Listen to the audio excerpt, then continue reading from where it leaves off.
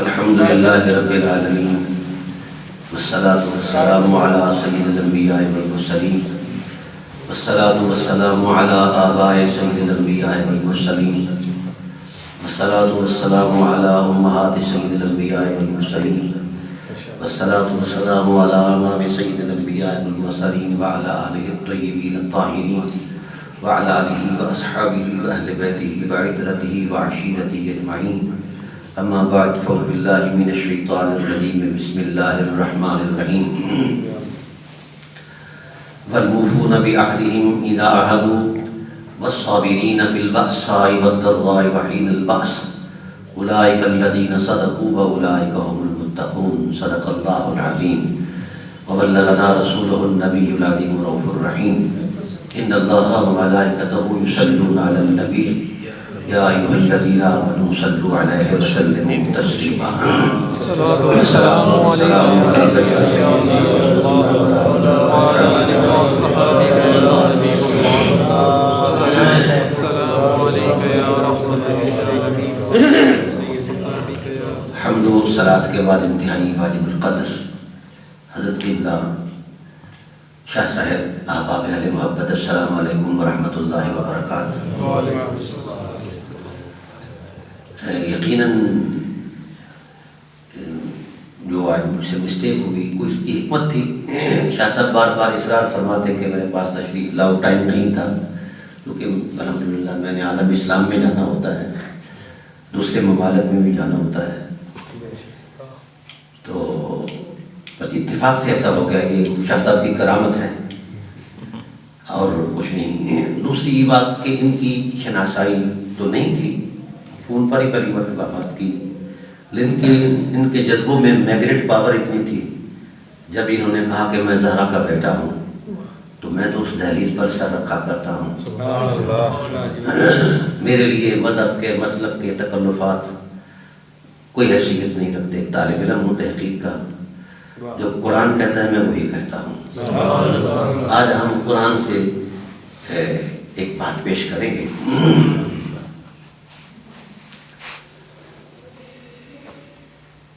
حضور سید اعظم صلی اللہ علیہ وآلہ وسلم حرم کعبہ میں آئے تو کعبہ کے اندر بت رکھے ہوئے تھے. ناگوار گزرا طبیعت اقدس کو تو دل بھڑک اٹھا کہ پروردگار عالم تیرے پاک حرم میں بتوں کی پلیدی. تو حضور عظمت الہی سے آواز آئی، میرے محبوب وَيُزَكِّيهِمْ تیرا مرتبہ ہے، تجھے بھیجا اس لیے کہ تو نے کائنات والوں کا تن بھی پاک کرنا ہے، من بھی پاک کرنا ہے. آپ کا منصب ہے، آپ اپنی منصبی عظمت میں ان کو دعوت دو.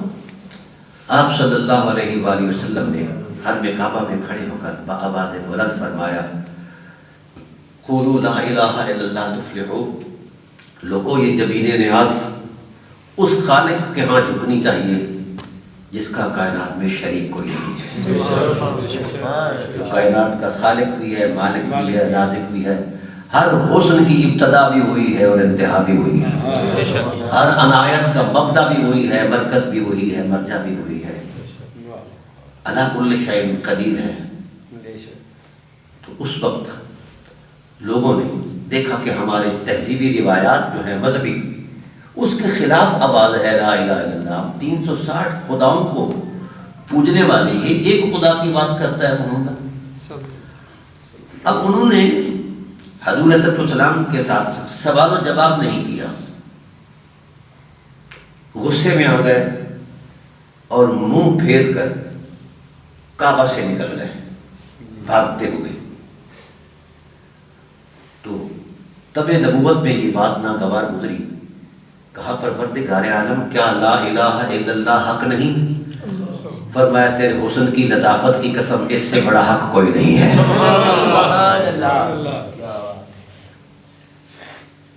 کیا لا الہ الا اللہ حق نہیں؟ کہا میرے حبیب تیرے حسن کی لطافت کی قسم اس سے بڑا حق کوئی نہیں ہے. اس جیسا ہی کوئی نہیں ہے، بڑا کیسے ہو سکتا ہے؟ لم یلد ولم یولد کی شان والا تو پھر کہا پروردگار عالم کیا محمد رسول اللہ سچ نہیں؟ فرمایا مجھے اپنے حسن کی عظمت کی قسم محمد سے بڑا سچ کوئی نہیں ہے۔ اے اللہ جب لا الہ الا اللہ حق ہے اور محمد رسول اللہ سچ ہے، اتنے بڑے حق اور اتنے بڑے سچ کو انہوں نے سنا ہی نہیں ہے، سننا گوارا ہی نہیں کیا، وہ موڑ کر چلے گئے۔ تو اللہ کی غیرت جلال میں آئی، فرمایا انک لا تسمع الموتى، میرے حبیب اتنی عظمت والی باتیں مردوں کو نہ سنایا کرو، مردے سنتے ہی نہیں۔ حضور صلی اللہ علیہ وسلم حیرت میں چلے گئے کہ خالق کائنات انسانی فطرت کے اندر جو زندگی اور حیات کے لوازمات ہیں وہ ان کے اندر موجود ہیں، یہ سانس بھی لے رہے ہیں، کیا پھر بھی مردہ ہیں؟ فرمایا پھر بھی مردہ ہے۔ اے اللہ ان کے اندر روح کا تسلسل بھی ہے، پھر بھی مردہ ہے؟ فرمایا پھر بھی مردہ ہے۔ اے اللہ ان کے اندر حرکات و سکنات زندگی کے سارے احساسات موجود ہیں، یہ چل پھر رہے ہیں، بھاگ رہے ہیں، منہ پھیر رہے ہیں، یہ پھر بھی مردہ ہے؟ فرمایا پھر بھی مردہ ہے۔ اے اللہ بڑی عجیب بات ہے، اس پر میرا اعتراض نہیں، میں بندہ ہوں تو خالق ہے، پر بات سمجھا دے ذرا، تیری کائنات میں ایک نظام ہے موت کا بھی اور حیات کا بھی۔ موت کے لیے عادی سبب بنتا ہے، کوئی حادثہ ہو گیا، بیمار ہو گیا یا ایسی بات بن گئی، اور پھر اسرائیل آتے ہیں، روح کف سے انفری سے کھینچتے ہیں، یہ موت کا ایک نظام ہے، جس طرح حیات کا ایک نظام ہے۔ تو جو تیری کائنات قدرت کے اندر، عالم نظم قدرت کے اندر جو ایک تسلسل بنایا گیا ہے زندگی اور حیات کا اور موت کا، تو موت کے نہ کوئی اثرات ان پر وارد ہوئے، نہ لوازمات آئے، نہ لواحقات آئے، موت کی کوئی صورت ان پر وارد ہوئی نہیں ہے، یہ زندہ ہیں اور خوش گپیاں کرتے ہوئے بھاگ گئے ہیں۔ ان کو تو نے مردہ کہا، مجھے اس پر اعتراض نہیں، تو خدا ہے جسے زندہ کہے وہ زندہ ہے، جسے مردہ کہے وہ مردہ ہے، پر مولا بات اتنی سمجھا دے کہ یہ ان کے مرنے کا سبب کیا ہے اور ان کے مرنے کا وقت کیا ہے۔ اللہ نے فرمایا اذا ولوا مدبرین، محبوب جب سے انہوں نے تیری ذات سے منہ موڑا ہے یہ زندہ بھی مردہ ہو گئے ہیں۔ یہ قرآن، یہ زندہ بھی مردہ ہو گئے۔ حبیب ہم نے قاعدہ بنایا ہے جو تیری ذات سے پھر جائے وہ زندہ بھی ہے تو بھی مردہ ہے۔ اے اللہ ہم تو جب کوئی مردہ ہوتا ہے اسے قبروں میں لٹکاتے ہیں، قبروں میں، تو قرآن بولا، فرمایا وما انت بمسمع من فی القبور، محبوب ان کے یہ پیکر انہی کے لیے قبریں ہیں، یہ اپنے وجود میں ہی مردہ ہیں، ان کے پیکر خاکی جو ہیں یہ بھی مردہ ہیں، انہی میں ان کی زندگی اور موت ہے، وہ مر چکے ہیں۔ جو جس کو تیری معرفت نصیب نہ ہو وہ کعبے کا امام بھی ہو تو بھی مردہ ہے۔ جن کو تیری حرمت حیا کا سرور نہ آئے وہ ملکوتی فرشتہ تو بھی وہ مردہ ہے، اس کی کوئی حیثیت نہیں ہے، قانون قدرت۔ اے اللہ یہ تو مردہ ہیں، پھر زندہ کہاں ہے؟ واہ اللہ تیری شان۔ فرمایا ان تسمیع اللہ من یؤمن بآیاتنا فہم مسلمون۔ حبیب ہم نے قانون بنا دیا، کائنات کے جس شخص نے تیری ذات سے زندگی کے جس سمے منہ موڑا وہ زندہ بھی مردہ ہے، اور جس نے تیرے حسن کو کعبہ ایمان مانا، قبلہ یقین مانا، تیری حرمتوں کی قسم وہ مر بھی جائے تو بھی زندہ ہے۔ یہ ہے زندگی اور موت کا معیار، یہ ہے زندگی اور موت کا اصل معیار، یہ قرآن کا دیا ہوا معیار ہے۔ ہمارا تجربہ اور مشاہدہ کچھ کہتا ہے، نظم فطرت کچھ کہتا ہے، اور قرآن نے جو کہا ہے سبحان اللہ۔ تو گویا جس کے من میں حضور آ جائے وہ مر بھی جائے تو بھی زندہ ہے۔ حضور سید عالم صلی اللہ علیہ وآلہ وسلم ایک غزوے میں تشریف لے گئے، تو اس غزوے میں آپ نے وہ گھوڑے شوڑے باندھنے کے لیے لوگوں کو حکم دیا کہ یہاں خیمے لگاؤ، قلعے لگاؤ، قلعے سمجھتے نا آپ، قلعے لگاؤ۔ تو ایک صحابی قلعہ لگا رہا ہے، اس کو زمین کی تہ سے قرآن کی آواز آ رہی ہے، حیران ہو گیا، دوڑا دوڑا دربار رسالت میں کہتا ہے اتقرأ الارض القرآن یا رسول اللہ، کیا مٹی بھی قرآن پڑھتی ہے؟ فرمایا نہیں۔ کہا سمعت، اس نائی آواز ہے تو اے نائی آنکھوں سے دیکھا ہے مٹی کو قرآن پڑھتے ہوئے اور کانوں سے سنا ہے۔ تو حضور نے تبسم فرمایا، فرمایا چلے مٹی قرآن نہیں پڑھتی، مٹی کی آغوش میں میرا ایک غلام ہے جس کے من میں میں رہتا ہوں، وہ دنیا سے چلا گیا ہے، وہ قرآن پڑھ رہا ہے۔ دل جس سے زندہ ہے وہ تمنا تمہیں دو، ہم جس میں بس رہے ہیں وہ دنیا تمہیں دو۔ تو دوستو یہ ہے معیار دین کا۔ پھر اس بندے نے بھی تو جانا ہے نا جس میں کہ من میں رسول رہتے ہیں۔ بڑا عجیب فلسفہ ہے قرآن کا۔ قرآن کہتا ہے اب دو پیکر ہیں، ایک پیکر وہ ہے جو رسول سے نفرت کرتا ہے، ایک پیکر ہے جو رسول سے محبت کرتا ہے۔ اب جس شخص کے اندر رسول کی نفرت ہے، جب اس کا وقت اخیر آتا ہے تو قرآن کہتا ہے الذین اذا تتوفاہم الملائکۃ تتوفتهم الملائکۃ یضربون وجوہہم وادبارہم ذلک بانہم اتبعوا ما اسخط اللہ وکرہوا رضوانہ فاحبط اعمالہم۔ سورہ محمد۔ فرمایا حبیب جس وقت ایسا شخص جس کے پیکر میں تیری چاہتوں کا نور نہیں، جب اس کا وقت اخیر آتا ہے تو ہم اسرائیل سے کہتے ہیں غضبناک ہو کر جا اور اس کی پشتوں کو اپنے گرزوں سے داغ دے، اس کے منہ پر تھپڑ مار، اس کی روح کو اس طرح نکال کہ جس طرح بیری کا مڑا ہوا چھاپا ہو اور اس کے مڑے ہوئے کانٹے ہوں، من بن کر کپڑا ڈالا جائے، کھینچ کر تار تار کیا جائے۔ تو وہ چیخ کر کہے گا کہ مجھے یہ سزا کیوں ہے؟ تو اسے کہہ دینا تجھے پیکر اس لیے دیا تھا کہ من کی کائنات میں محمد کو راجہ محمد کو سجا لے، اور تو نے محمد کی حقیقت اور معرفت کو حاصل نہیں کیا، دور رہا، اس سے نفرت کرتا رہا، آج تیری یہی سیوا ہے۔ اور جس پیکر خاکی میں مصطفیٰ رہتے ہیں پیار بن کر، قبلہ ایمان بن کر، کعبہ ایقان بن کر، جس پیکر میں مصطفیٰ رہتے ہیں، جب اس کا وقت اخیر آتا ہے دنیا سے جاتا تو وہ بھی ہے، تو بڑا عجیب نظارہ ہوتا ہے۔ اللہ قرآن کہتا ہے الذین تتوفاہم الملائکۃ طیبین یقولون سلام علیکم۔ فرمایا میرے حبیب ہم اس سے اس وقت کیا اہتمام کرتے ہیں، تیرے پیار کی عظمت میں، تیری چاہتوں کے سرور میں میرے حبیب ہم کیا کرتے ہیں؟ جس من میں تیری چاہتوں کا سرور ہوتا ہے تو ہم ہر لمحہ قدم پھونک پھونک کر رکھتے ہیں۔ میں اسرائیل سے کہتا ہوں بھائی جلالت والا لبادہ اتار، جمال والا لبادہ پہن، اکیلے نہیں جانا، 70,000 فرشتوں کی بارات کے ساتھ جانا۔ اے اللہ نظام بدلا، فرمایا نظام نہیں بدلا، قانون نہیں بدلا، ہم جو کہتے ہیں وہ بدلتے نہیں، پر آج محبوب کی محبت کی تازگی کا ایک احساس آ رہا ہے۔ آپ اس کے پاس جا رہے ہیں جو مصطفیٰ کی محبت سے سرشار ہے۔ اس لیے اسرائیل دھیان سے جانا ہے۔ اے اللہ کرنا کیا ہے؟ فرمایا جا کر اسے موت کا پیغام ہی نہیں دینا، وعدہ آ رہا ہے موت کا اور پیغام نہیں دینا۔ اے اللہ کرنا کیا ہے؟ فرمایا نکیرین کے پاس اس کے نامہ اعمال ہوں گے، وہ تختیاں پڑھ کے دیکھو اس میں لکھا کیا ہے،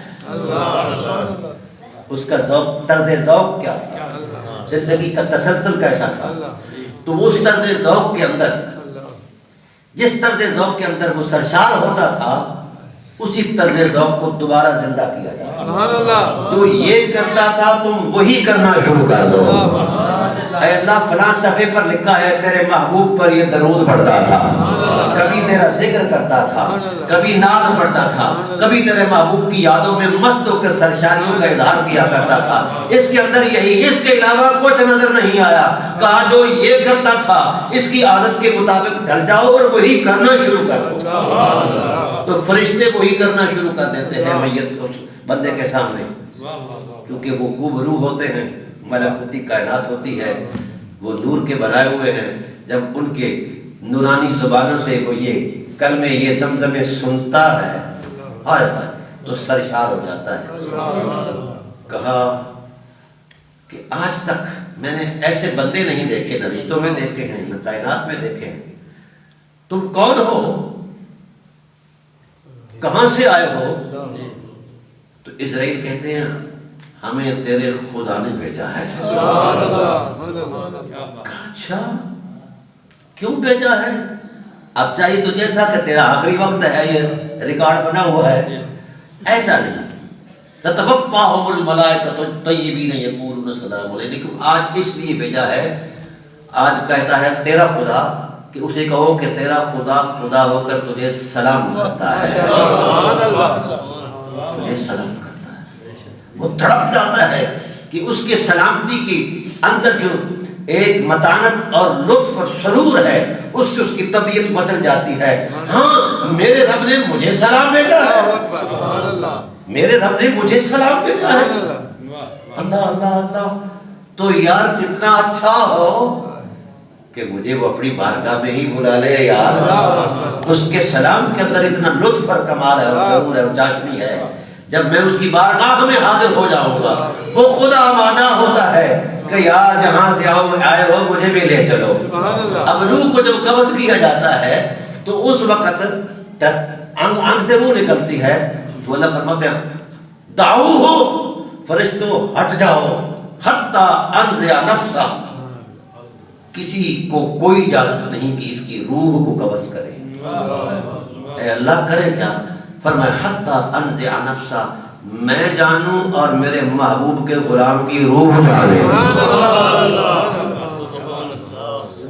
تو اللہ اپنے محبوب کے حسن کی اس خوشبو کے قریب اپنی شایان شان تشریف لا کر اسے کہتے ہیں یا ایتھا النفس المطمئنہ.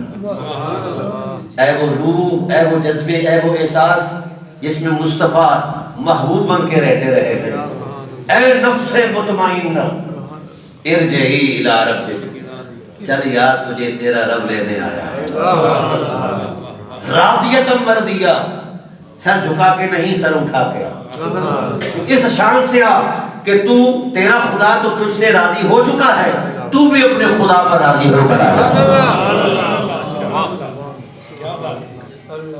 یہ ہے وہ احساس جو آپ کے دلوں میں جگایا جاتا ہے. آپ کے احساس میں، آپ کے شعور میں اس حقیقت کو ہمارے علماء، اہل سنت علماء یہی کہتے ہیں کہ محبت رسول یہ محض عقیدہ نہیں ہے. عقیدے بدلتے ہیں، یہ ذہن میں رکھیے. مذہب بھی بدلتے ہیں کیونکہ مجھ سے خفا رہتے ہیں نا علماء. تو اسی لیے کیونکہ میں نے جو حجرے میں بنائے ہوئے عقیدے ہیں میں اسے نہیں مانتا، جو قرآن کے سینے میں ہے میں اسے مانتا. قرآن کے اپنے قاعدے ہیں، علماء کے اپنے قاعدے ہیں. بہرحال جس کی گفتگو کی قوت میں قرآن روشنی بن کر آئے، میں ان کے قدموں پر سر رکھنے کو اپنا اعزاز سمجھتا ہوں. اور جو اپنی مرضی سے بات کرے کیونکہ اس کا نتیجہ غلط ہے، جو ہم سوچتے ہیں وہ سارا غلط ہے، جو وہ فرماتا ہے وہ سارا صحیح ہے. اب اپنا انداز ہے نا نسبت کا. بھائی جس وقت قلب و روح کی گرمی کے اندر حضور کے حسن کی تازگی آ جائے، یہ تو ایک احساس ہی ہے نا.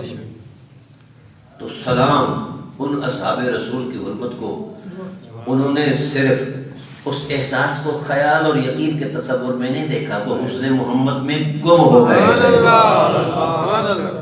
سیدنا صدیق اکبر رضی اللہ تعالیٰ عنہ حضور کی ذات کے ساتھ جب تشریف لائے نا مدینہ کے اندر، تو حضور کی قربتوں کا ان کے اندر جو ریفلیکشن ہوئی، حضور صلی اللہ علیہ وسلم کی قربتوں کا جو فیضان جاری ہوا، آقا علیہ السلام کے حسن کی جو مؤثرات ہیں ان کے وجود فطرت پر غالب آ گئے.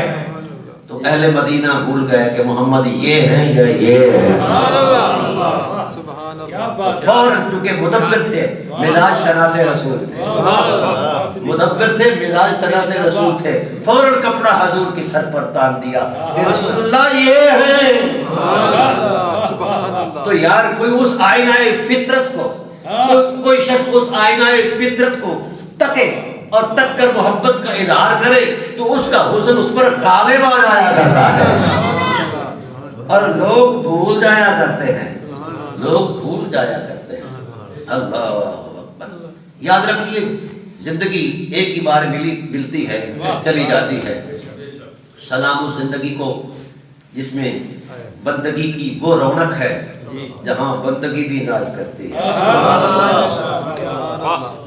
غار ثور کے اندر جب ہجرت کا سما بندھا، غار ثور کی کوئی کائنات میں تو 3 دن گزرے تھے نا، اب کیا خلوت کے مزے تھے۔ یہ تو کوئی سیدنا صدیق اکبر سے پوچھے، فاروق اعظم سے پوچھے، جنہوں نے یہ لذت لی ہے۔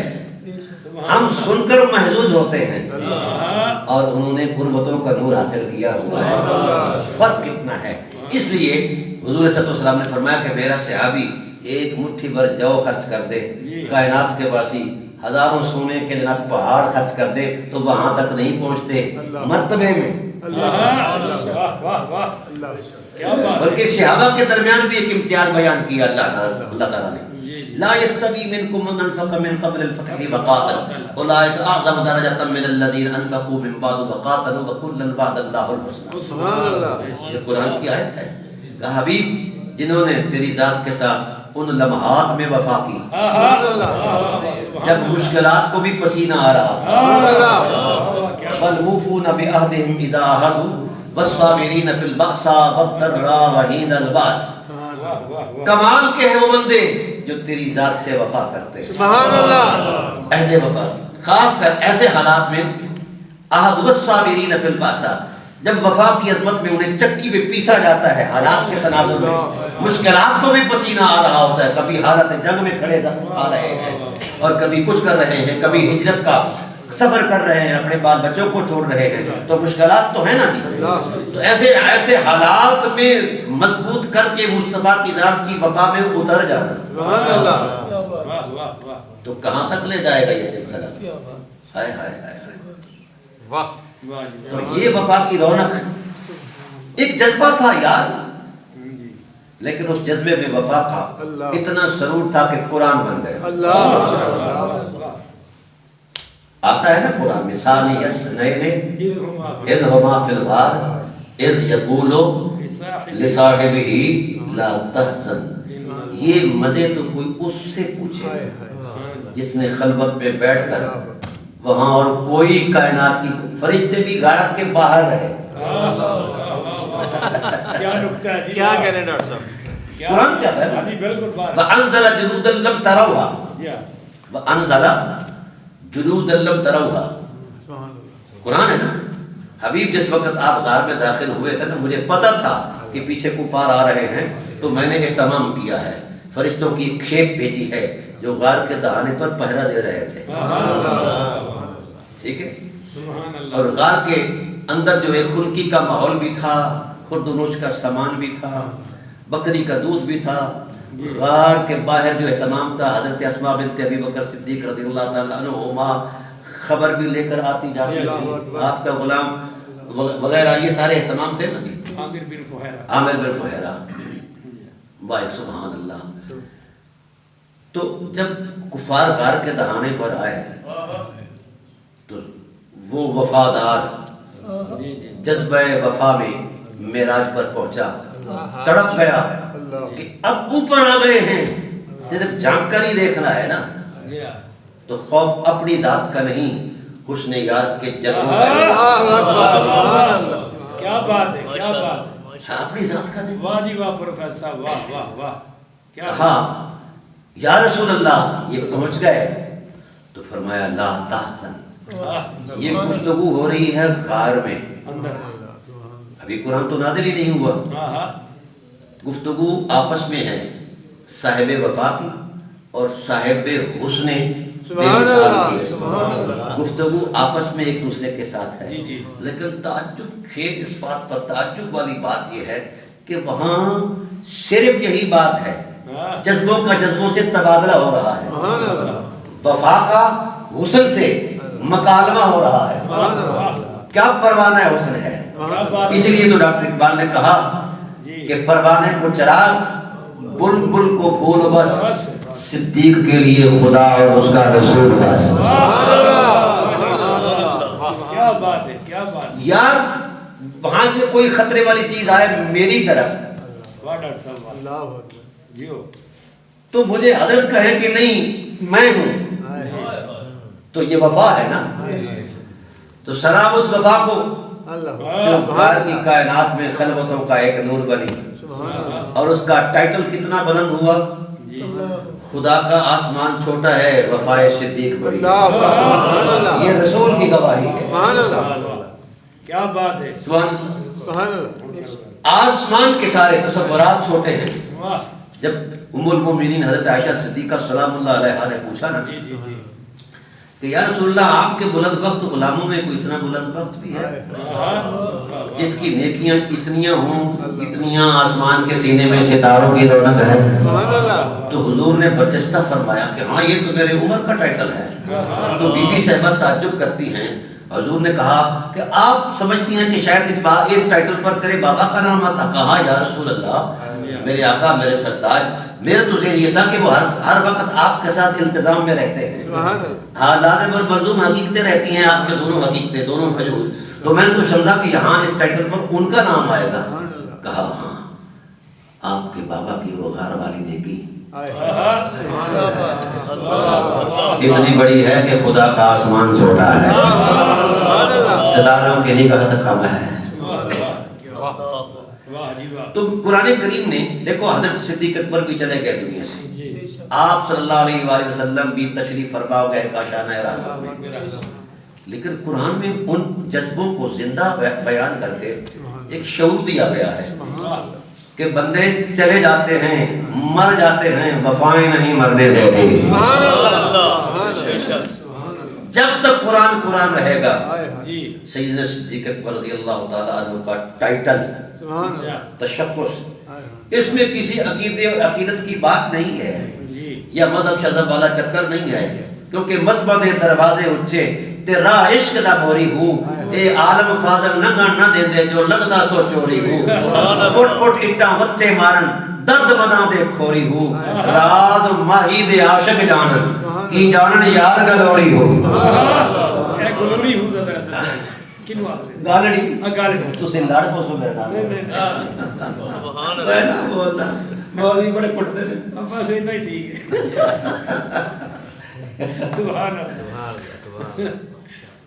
عشق اسانو لسیاں جاتا تیا بیٹھا مار پتھلا ہو جان جگر وچ سن چلائے اس تے کیتس کم اغلا ہو او جان اندر وڑ جھاٹی پائے اس تے ڈٹھوس یار اکلا ہو عاشق فجری گانے بنسن بنا عشقاں دے سر کھلا ہو. یہ وقت وقت کرنے والے جو ہیں ان کو پالے پڑیں گے کھلے پڑیں گے. یہ قرآن کی آیت کا یحلون فیہا من اساور من ذہب ولؤلؤا ولباسهم فیہا حریر وہدوا الی الطیب من القول وہدوا الی صراط الحمید. قرآن سے یہ آیت نکال دو پھر لے آؤ مذہب جو بناتے ہو پھر لے آؤ جو مذہب بناتے ہو. کیا وفا ہے. مجھے یہ بتائیے ہمیں کسی کو بھی 1400-1500 سال بعد خواب میں رسول اللہ صلی اللہ علیہ وسلم کے حسن بے مثال کی کہیں جھلک محسوس ہو جائے تو ہم اپنی معراج سمجھتے ہیں. حضور کا فرمانا کہ جس نے مجھے خواب میں دیکھا اس نے مجھے بالکل ٹھیک دیکھا کیونکہ میری شکل میں اور کوئی آ سکتا ہے نا. تو ہم اس جھلک دیکھنے کے لیے آئے آئے جب تک یہ جذبے رہے اسلام زندہ رہا. ایک جھلک دیکھنے کے لیے لوگوں نے زندگیاں بتا دی ہیں.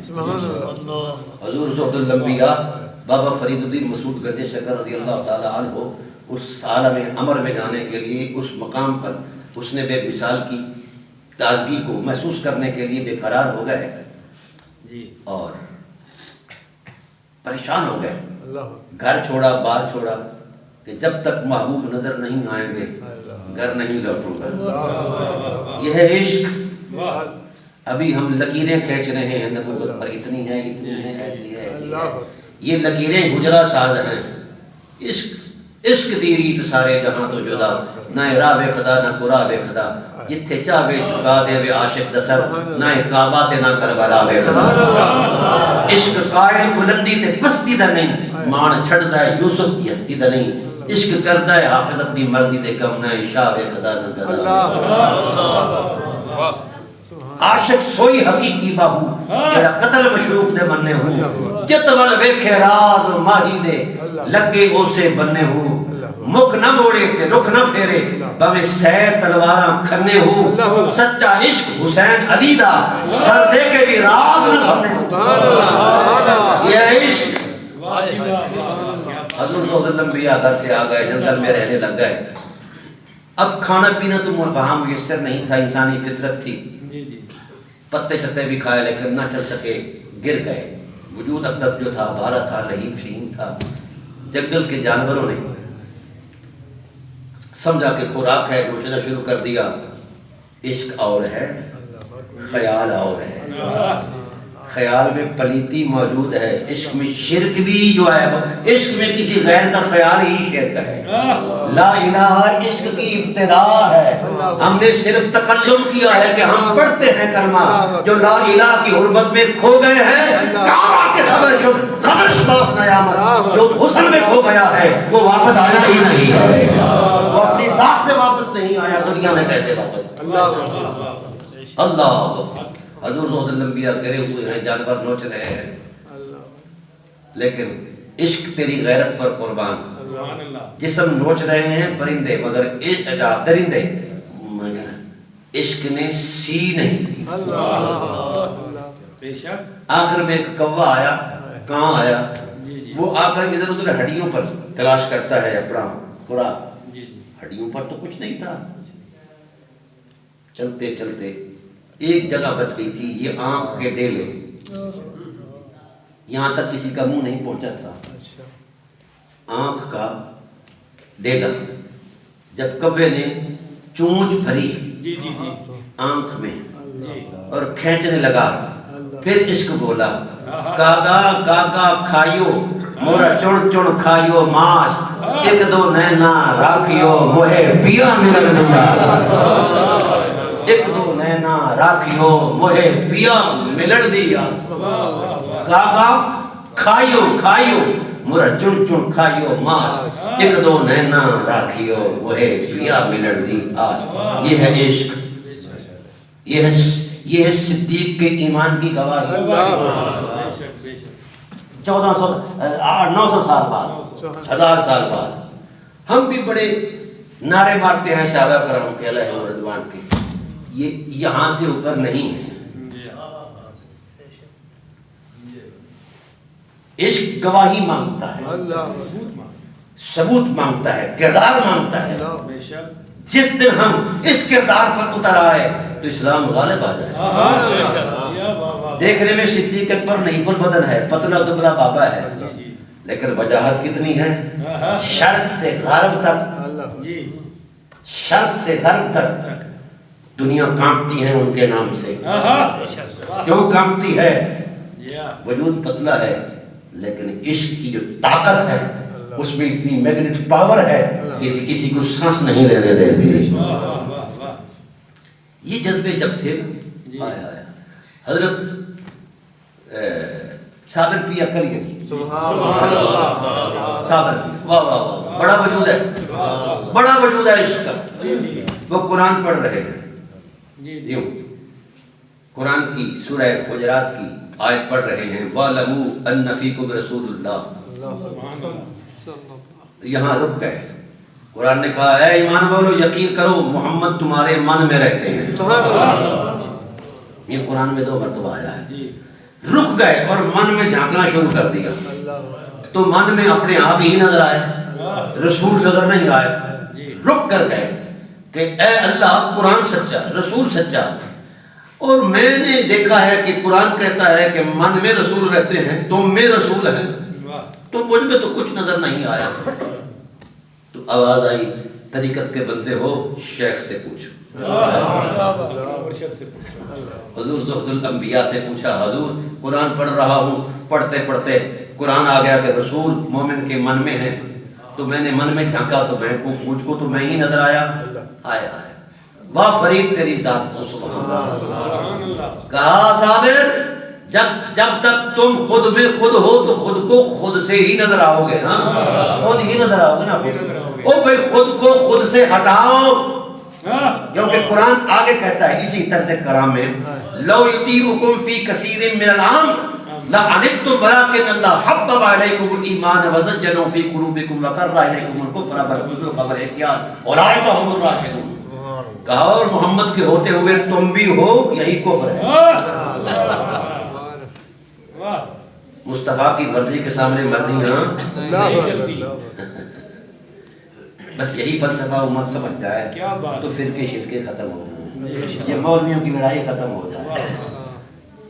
لو یطیعکم، اگر تم یہ کہو کہ وہ تمہاری بات مانے، ایک اور حوالہ دے دو قرآن، تھک تو نہیں کہ میرے ساتھ لیکچر نہیں ہوتا ہے۔ اچھا میں عرض کر رہا ہوں کہ جس وقت حضرت زید بن حارثہ رضی اللہ تعالیٰ عنہ کہ حضور کو تحفے میں غلام ملا تھا، بی بی صاحبہ مائی صاحبہ حضرت خدیجہ سلام اللہ علیہا کے حوالے میں، تو وہ جوان ہوئے تو حضور نے ان کو بیٹا کہنا شروع کر دیا، منہ بولا۔ وہ سماج ہے، ہمارے یہاں بھی چھوٹے بچے کو بیٹا کہہ دیتے ہیں، ابھی تک اس بابت قرآن نازل نہیں ہوا تھا، اور یہ سورہ احزاب میں وہ بعد میں نازل ہوا۔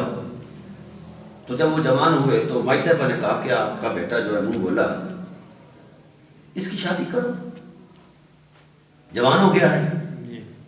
بچے جوان ہو جائیں تو ماں باپ کو ہوتا ہے، تو حضور نے فرمایا بھی جو کہ ہمارا بیٹا ہے، ہم اس کی شادی اپنوں میں کریں گے۔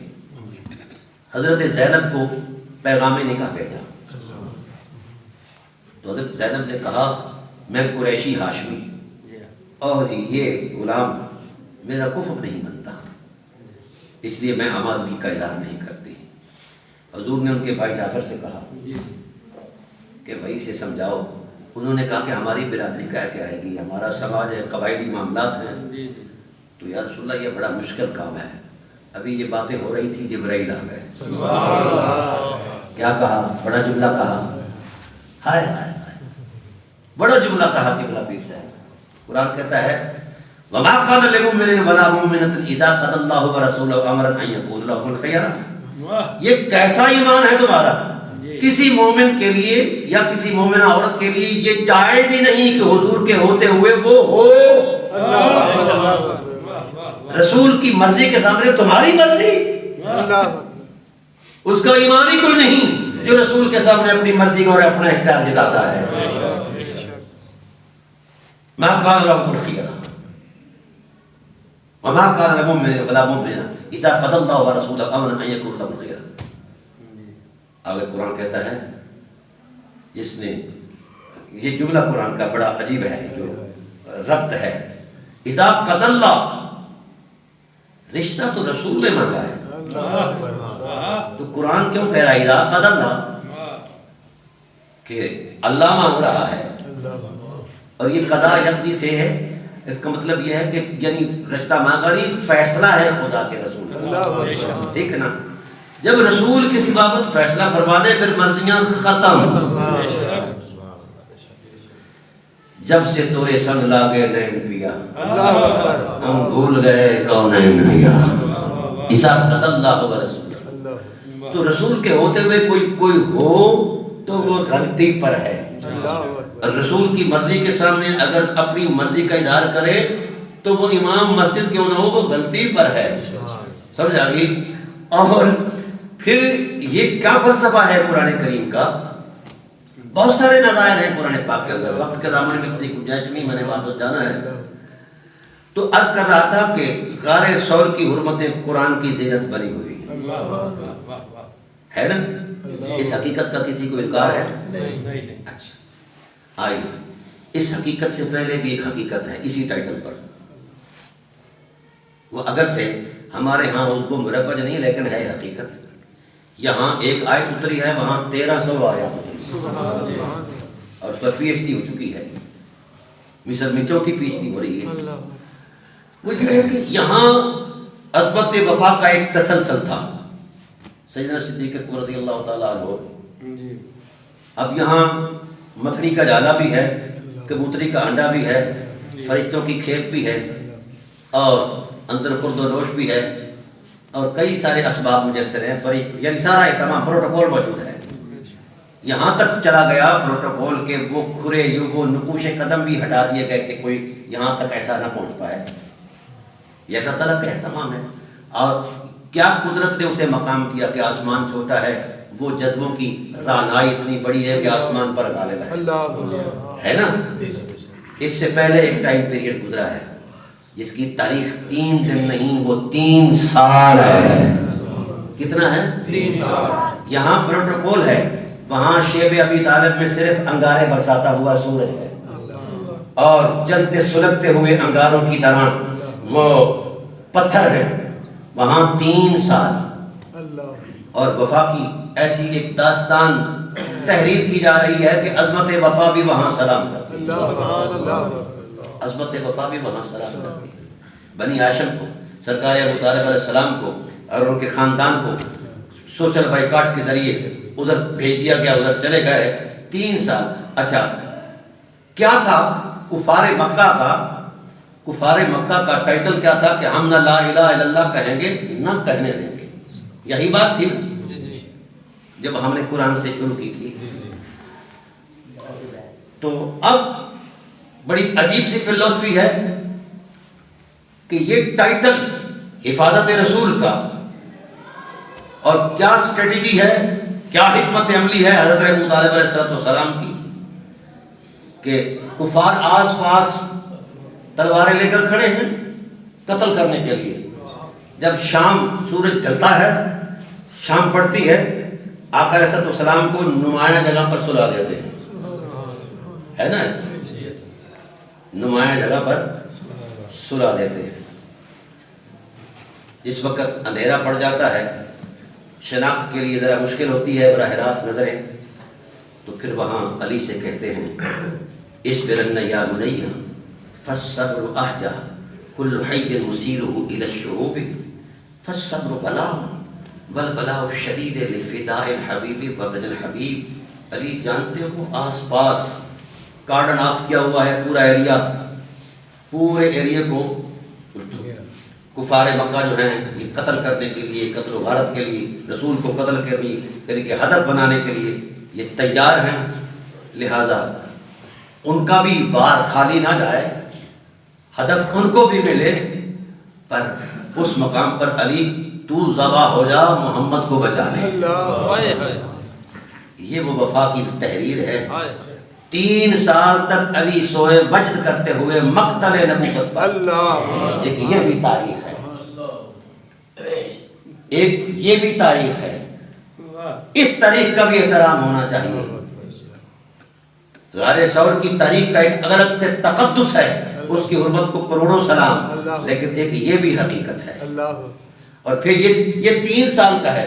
اس سے پہلے بھی ایک ٹائم پیریڈ ہے جس نے وجود رسول سے وفا کی ہے. اس وقت جب وقت کو بھی پسینہ آ رہا ہوتا تھا, اس وقت آپ نے دن رات پہرا دیا, رسول کی ذات پر چھا کر سوتے اور کہتے کہ میں کاٹا جاؤں محمد محفوظ ہو جائیں. اس عظمت وفا کی تحریر کا نام ابو طالب علیہ السلام. تو جس نے جتنی وفا کی ہے اس کو اتنا تقدس ملا ہے. کوئی شخص حقیقتوں کو اگر دبانا چاہے تو حقیقتیں دب نہیں سکتی.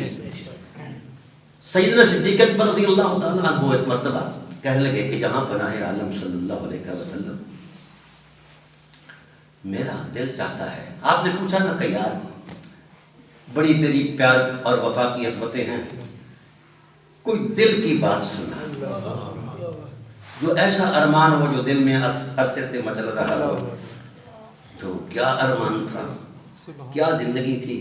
کہا یا رسول اللہ اگر مجھ سے میرے من کی بات پوچھتے ہو تو میں چاہتا ہوں صدیق اکبر کا مال ہو اور آپ کی ذات مالک ہو.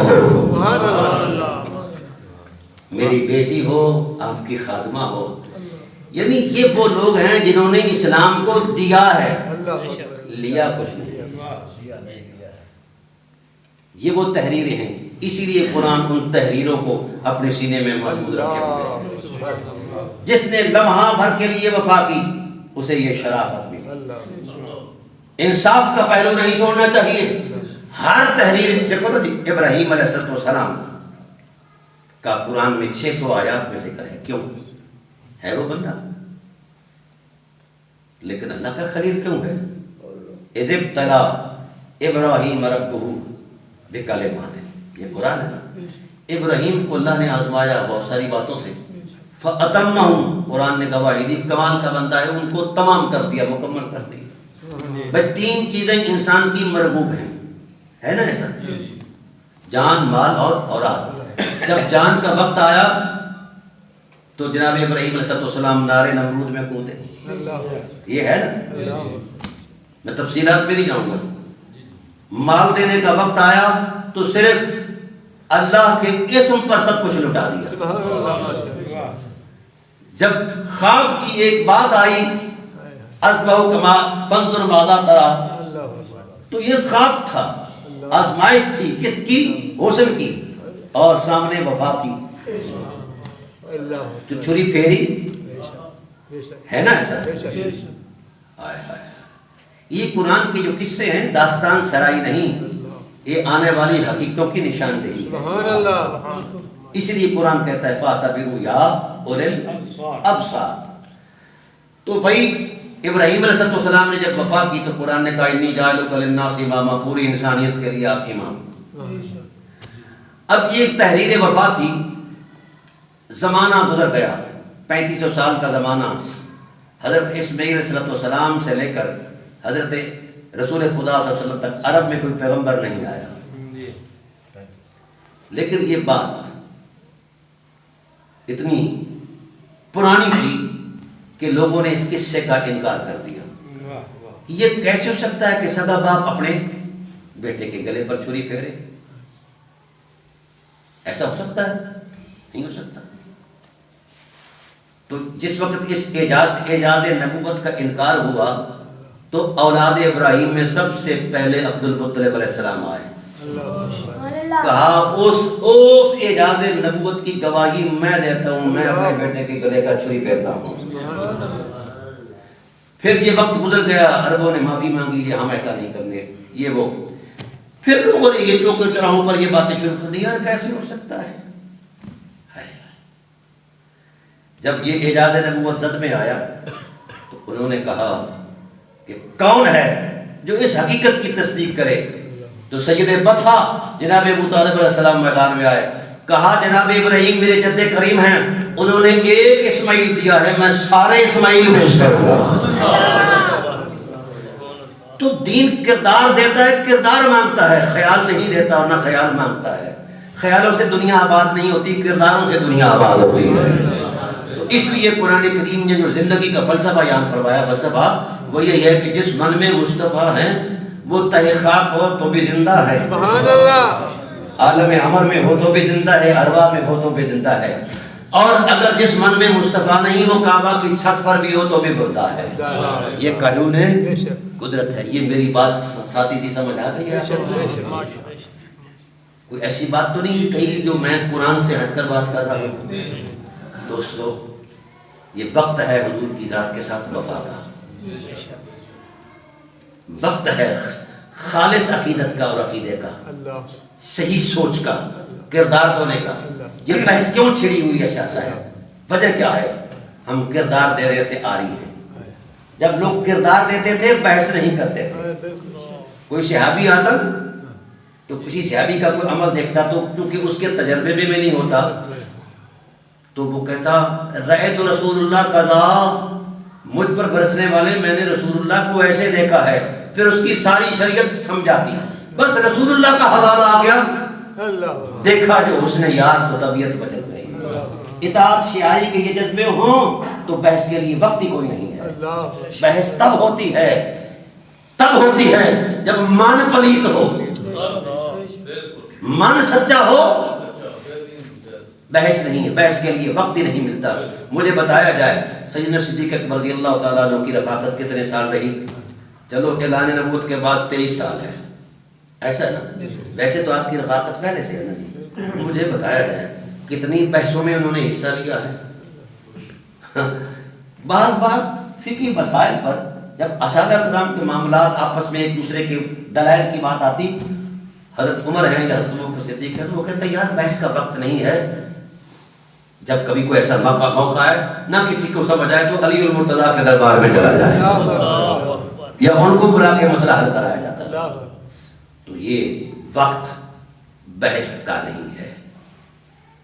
مجھے ایک مرتبہ جانا ہوا کراچی میں، وہ کسی یونیورسٹی تھی غالباً ہمدرد یونیورسٹی تھی، وہاں میرا خطاب تھا. اکثر بلا لیتے ہیں یونیورسٹیوں کے لوگ. میں وہاں چلا گیا تو وہاں تقی عثمانی صاحب ہیں جو بند عالم دین ہیں، مجسس بھی تھے اس وقت، وہ مہمان خصوصی تھے اور میرا خطاب تھا. جب میں نے خطاب کیا تو ذوق بن گیا قدرتی، اور خطاب میں یہ تھا، مجھے یوں اندازہ ہوا کہ مجھے اس نے چٹھی بھیجی ہے، جس طرح دیوبندیوں کی عادت ہوتی ہے. تو خطاب تھا سیرت الرسول اور حالات حاضرہ کے ٹائٹل پر میں نے بولنا تھا. تو مجھے انہوں نے کہا کہ یہ مادر علمی کا جلسہ ہے، یہاں میلاد شروع نہیں کرنا. اچھا کیونکہ ہم بریلوی تھے اور ہم ان باتوں سے ٹکراتے رہتے تھے.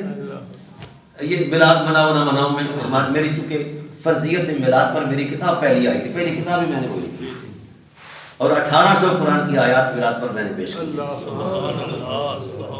1800 آیات. میں نے کہا میلاد مؤثر سیرت ہے، مؤثر نہ ہو تو اثر نہیں رہتا، میلاد نہ ہو تو سیرت تشکیل پذیر ہی نہیں. اب اس کو یہ باتیں ذرا ذوق دے گئی. اس نے کہا کہ ڈاکٹر صاحب ہمارے جامعہ میں آؤ. میں نے کہا میں مسکین آدمی ہوں، یونیورسٹی نے مجھے ریٹرن ٹکٹ دیا ہے، جہاز کی فلائٹ کی ہے، میں نے جانا ہے، میں دوبارہ ٹکٹ نہیں خرید سکتا. کہنے لگے میرے ذمہ آئی، چلے گئے. مجھے نہیں پتا تھا کہ ان کا اتنا بڑا ادارہ ہے جو ایکڑوں میں نہیں بلکہ میلوں میں ہے.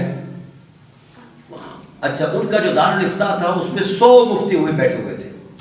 اتفاق سے اس نے فون کر دیا، سارے مفتی اکٹھے ہو گئے، علماء اکٹھے ہو گئے، یا میں نے 400-500 لوگ جو ہے وہ وہاں اکٹھے ہو گئے.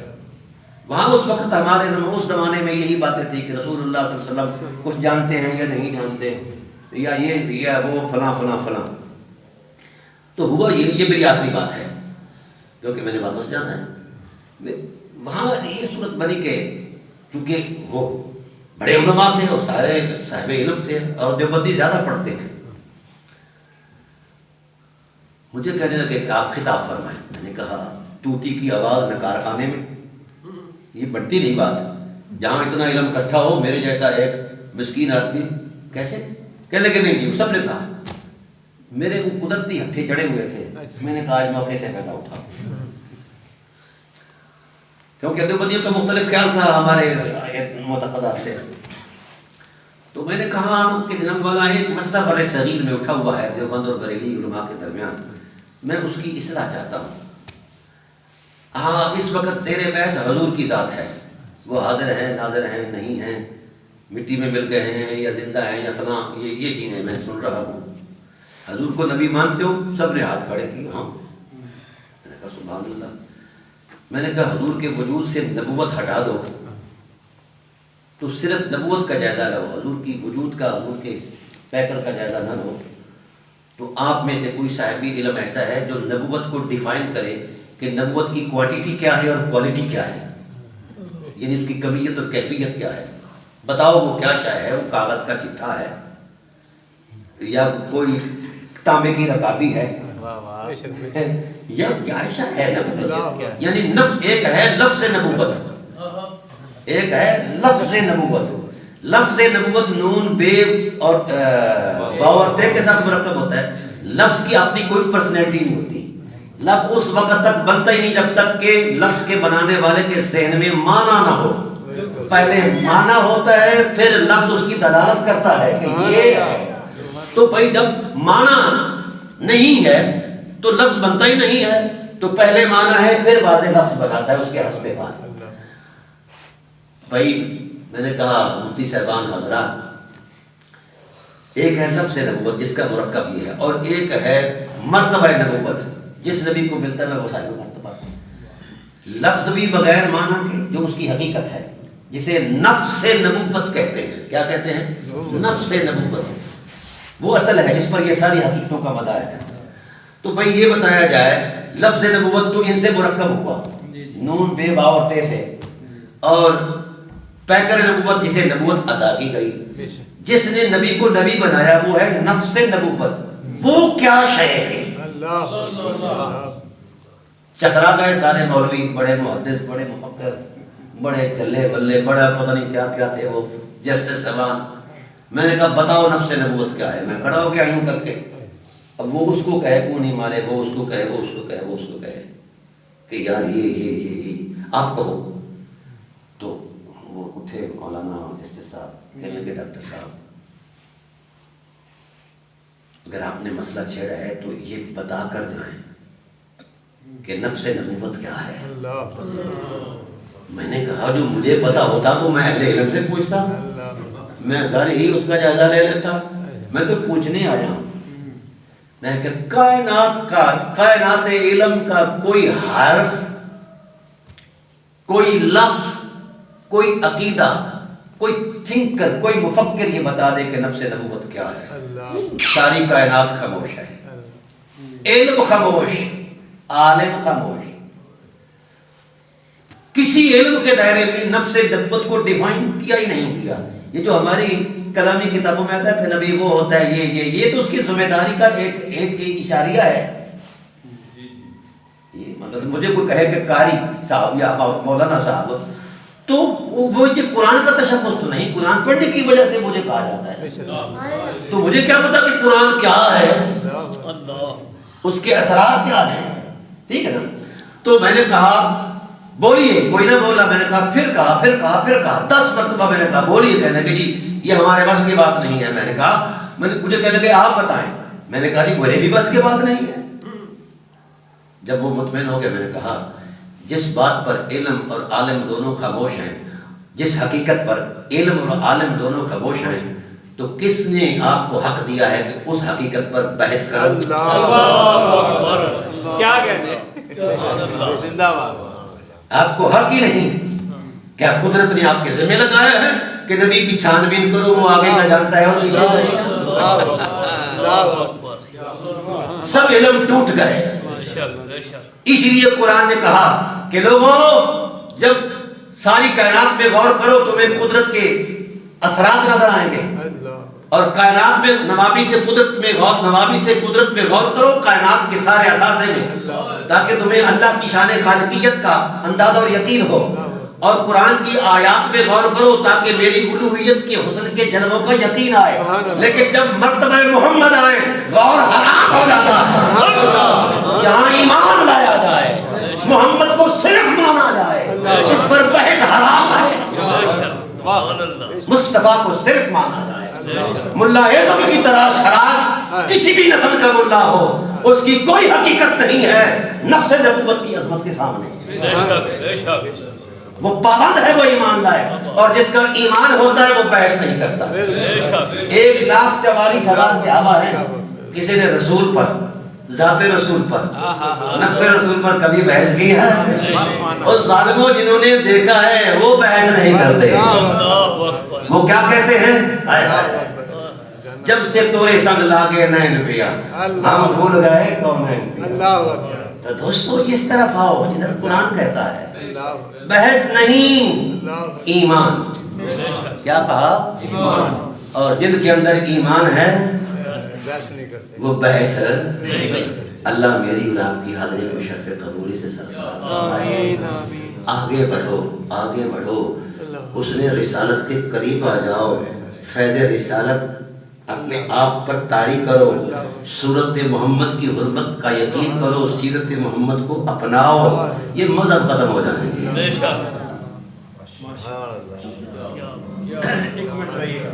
بارہ صاحب ایک منٹ ہے. شکریہ، بہت اچھا اور علمی خطاب ہوا. میں نے حضرت صاحب سے یہ عرض کیا تھا کہ کرنٹ ایشوز پر بات نہیں ہوگی، جو مارکیٹ میں چل رہے ہیں.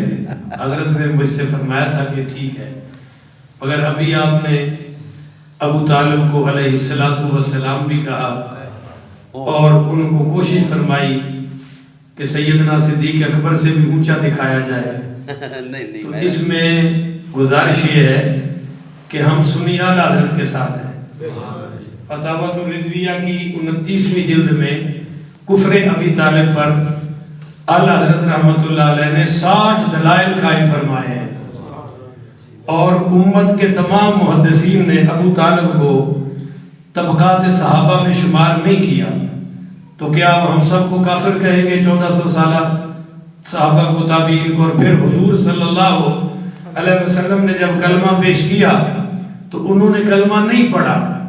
اب جتنے جوڑ توڑ ہمارے ملا صاحب لگاتے ہیں، وہ جی یہ کر دیا وہ کر دیا، تو نبی تو ایک فرعون کے گھر بھی تھا، یہ دلائل نہیں چلیں گے۔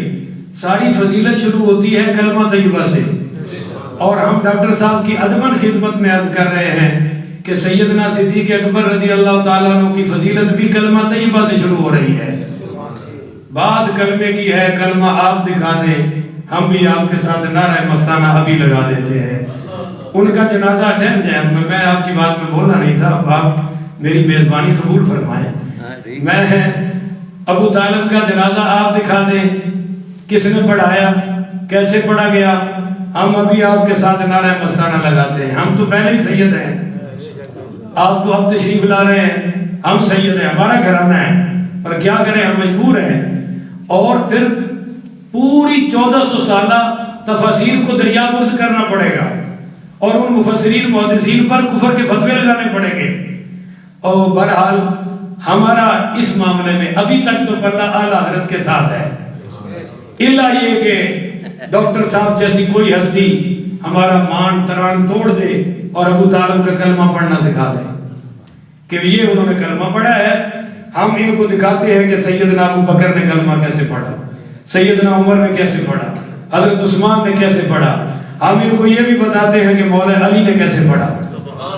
حضرت ابو طالب نے اپنی کنیت بھی اس بیٹے کے نام پہ رکھی جو مسلمان نہیں تھا، اور انہوں نے اپنی بیٹی کا رشتہ بھی حضور کو نہیں دیا، حضور نے مانگا تھا۔ یہ حقائق بھی بتانے چاہیے۔ اور ابو طالب نے اپنا نام بھی چینج نہیں کیا تھا، وہی کفر والا نام چل رہا تھا، جبکہ جو مسلمان ہوتا تھا وہ اپنا نام چینج کر لیتا تھا۔ تو چلے، حضرت نے فرمایا ہم نے سن لیا، ہم نے کہا ہم نے سن لیا، اب ہم بیٹھیں گے، بعد میں بات ہوتی رہے گی۔ آپ اس بات کو یاد رکھیں کہ ساڈا بلہ بھاری ہے، اعلیٰ حضرت کا بلہ بھاری ہے۔ کروڑوں میرے جیسے ملا ڈاکٹر پروفیسر ہوں، اعلیٰ حضرت کی الف کو بھی نہیں ابھی تک پہنچے، اور جب وہ پہنچے گا تو ہم انشاءاللہ کندھوں پہ بٹھائیں گے۔ ابھی تو ڈاکٹر صاحب ہماری پلکوں پر ہیں، ہمارے مہمان ہیں، چشم ماروشن دل ماشاد۔ میں سید ہوں، مجھے مولویوں نے فون کیے، اور جی ان کو کس کو بولا؟ میں کہا میرا گھر ہے، میں کہا خاندانی لوگ ہیں اور تشریف لا رہے ہیں، پلکوں پر بٹھائیں گے، آپ بھی بٹھائیں گے، ہمارے مہمان ہیں۔ اور میزبانی اور مہمانی کا کوئی مذہب ہے؟ کسی اور مذہب کے ہوتے میں پھر بھی یہی سلوک کرتا۔ میں گیا گلفام ہاشمی سے ملنے، شیعوں کا خطیب ہے، اس نے مجھے پلکوں پہ بٹھایا۔ وہ کبھی میرے پاس کئی شیعہ ہیں، مجھے ملے ہیں، میں نے پلکوں پہ بٹھایا۔ ابھی میں گیا تھا ادھر، یہ کیا گاؤں کا نام ہے؟ جتی۔ میں نے کہا بھائی شیعوں، محرموں میں ایک تقریر ذکر حسین پہ میری بھی کرا کے دیکھ لو، تھوڑے ذاکرہ کو پتہ ہی کوئی نہیں حسین کی کیا دینے۔ بہرحال یہ بات ہے، اعلیٰ حضرت رحمت اللہ تعالیٰ نے اکیلے ہوتے یا اپنی طرف سے بات کرتے تو ہم بھی ڈاکٹر صاحب کی طرح ٹکرانے کا ظرف رکھتے ہیں، پر کیا کریں، انہوں نے بات ہر بات یا قرآن سے کی ہے یا سرکار کی زبان مبارک سے۔ اب ہم ڈاکٹر صاحب سے بہت شکریہ ادا کرتے ہیں، اور آپ سب کا بھی میں شکریہ ادا کرتا ہوں۔ اللہ تعالیٰ سب کی حاضری قبول فرمائے، آمین، الحمدللہ رب العالمین۔ اللہم صلی علی سیدنا و مولانا محمد وعلی آل سیدنا و مولانا محمد وبارک وسلم وصلی علیہ۔ یا اللہ ہم سب کا بیٹھنا بٹھانا قبول فرما، کمیاں کوتاہیاں غلطیاں ہم سب کی معاف فرما۔ یا اللہ اپنے نبی کی، اپنی توحید کا دامن، سرکار کی ختم نبوت کا دامن، اصحاب و اہل بیت کا دامن ہمیں تا حیات عطا فرما۔ نبی کی آل ہماری ایک آنکھ کا نور، نبی کے اصحاب ہماری ایک آنکھ کا نور۔ اللہ یہ دونوں نوروں کے سائے میں زندگی گزارنے کی توفیق عطا فرما۔ اصحاب کی بے ادبی سے پہلے عزت کی کلمے کی موت دے۔ اہل بیت کا جو دشمن ہے، جو منکر ہے، وہ بھی جہنمی کتوں میں سے کتا ہے۔ اللہ ان باطل لوگوں سے اور باطل فرقوں سے بھی ہماری حفاظت فرما، اور ہمیں سب کا دامن، سب کو جو جن پر تو راضی ہے سب وہ جن پر تیرا مصطفیٰ راضی ہے ہمیں ان کے دامن سے وابستگی ہے کامل نصیب فرما. ڈاکٹر صاحب کے خیالات کو پاکیزہ بنا, میرے خیالات کو بھی پاکیزہ بنا, اور ہمیں سلف صالحین کے ساتھ چلنے کی توفیق عطا فرما. صراط القرآن نہیں ہے, صرف صراط الحدیث نہیں ہے, صراط الذین ہے, اور وہ بھی انعمت علیہم ہے. تو علیہم میں 4 طبقات ہیں, من النبیین والصدیقین والشہداء والصالحین. ان چاروں کے دامن سے اللہ ہمیں کامل وابستگی نصیب فرمائے. آمین. آخر ودعوانا الحمدللہ رب العالمین وصلی اللہ تعالی علی خیر خلقہ محمد وعلی آلہ وصحبہ.